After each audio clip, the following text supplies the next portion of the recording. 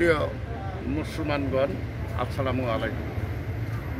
দেশ দেশের বাইরে যারা আছেন সকলের প্রতি আমার আন্তরিক শুভেচ্ছা।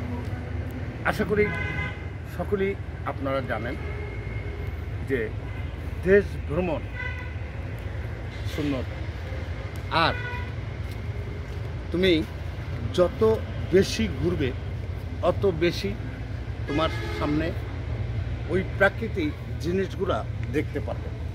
আর প্রাকৃতির লগে তোমার যখন বন্ধুত্ব হয়ে যাবে তখন তোমার মন আল্লাহর সন্নিকট লাভ করার আর বেশি বাকি থাকবে না। অল্প খুঁজলে সাথে সাথে আল্লাহ তোমাকে বেশি দিয়ে দেবে। সেই জিনিসটা হলো তুমি এমন এক জায়গায় ইবাদতে মগ্ন হও, এমন এক জায়গায় তুমি তোমার ইষ্টনাম জপ করার জন্য বসে পড়ো।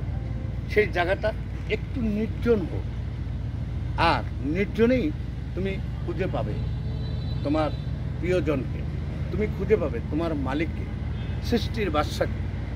তাই আমি সকল মানুষের উদ্দেশ্যে বলছি যে লোকালয় হরষিত বিভিন্ন লোকের জঞ্জাটে, বিভিন্ন শব্দতরঙ্গের মাঝখানেও আল্লাহকে জপ করা দরকার। কিন্তু এমন এক জায়গা তুমি খুঁজে নাও যেই জায়গায় কোনো কন্দল নেই, যে জায়গায় কোনো যানজট নেই, যে জায়গায় কোনো আশেপাশে লোকালয়ে মানুষ নেই।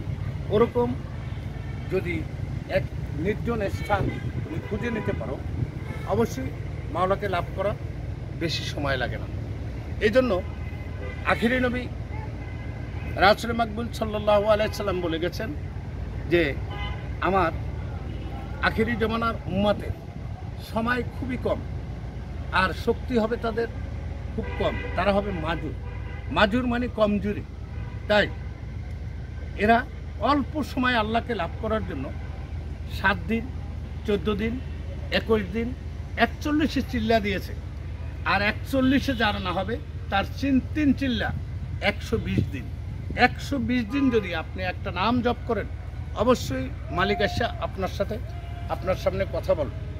আর এরকম বহুত সাধক তাদের সাধনায় সিদ্ধি লাভ করার জন্য বহু জায়গায় ঘুরেছে এবং তারা সিদ্ধি লাভ করেছে।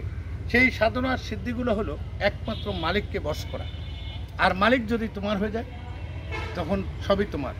এজন্য আপনি নাম শুনছেন গাউছারা আজম মাঝিবান্টারি, এরা এদের তরিকা অনুযায়ী বলছে এরকম এক পলকে ছায়ার করে 3.5 জাহান, খানিক থাকে আসমানেতে, খানিক নামে জমিনে, এক পলকে ছায়ার করে 3.5 জাহান। ওই ব্যক্তি পারবে যেই ব্যক্তি সাধনার সিদ্ধি লাভ করেছে। এছাড়া অন্য কারো এই সাধনার সিদ্ধি লাভ করা সম্ভব না। সাধারণভাবে আপনি কালেমা, নামাজ, রোজা, হজ, যাকাত প্রত্যেকটা মুসলমানেরই দরকার। যার যার ধর্মে তার ইবাদত করা সকলেরই উচিত। কিন্তু কেউ এইভাবে, কেউ আরেকভাবে, কেউ সোজা, কেউ বেঁকা, পথ কিন্তু একটাই। আর খুঁজে কিন্তু মানুষ একজনকেই, আর খোঁজার দিশা পাবে ওই একজন মালিকের জন্যই সকলে পাগল। পাগল হলেই খালি চলবে না, কারো উসিলার মাধ্যমে আপনাকে আসতে হবে এই সাধনার পথে।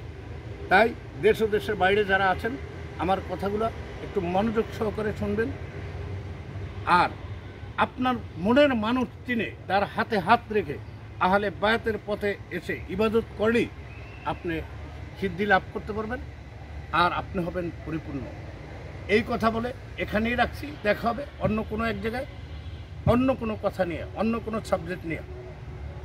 আল্লাহ হাফেজ।